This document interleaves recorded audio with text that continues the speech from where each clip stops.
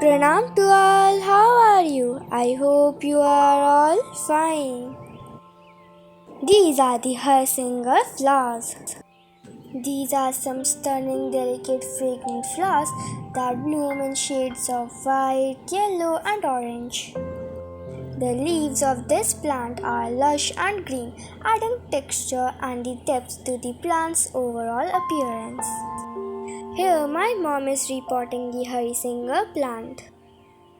Here, she is simply removing some topsoil of the plant.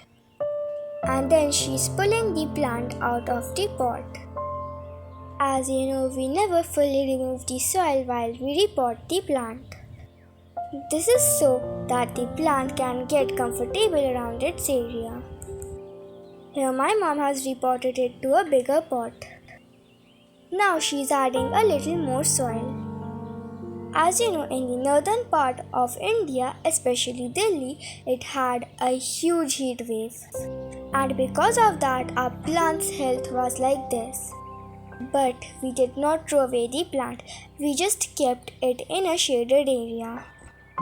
After a few days, we noticed that there was a little plant growing in the soil of this plant. Then we realized that the plant still has some of its parts alive.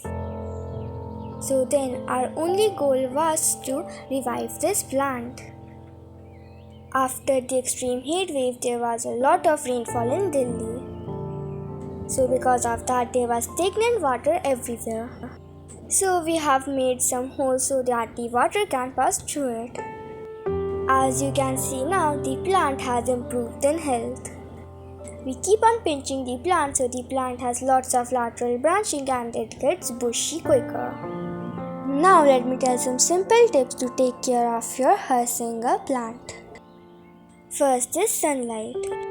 Make sure to give your plants at least 6 hours of sunlight per day, as they prefer sunny locations and do not like shade. Second is watering.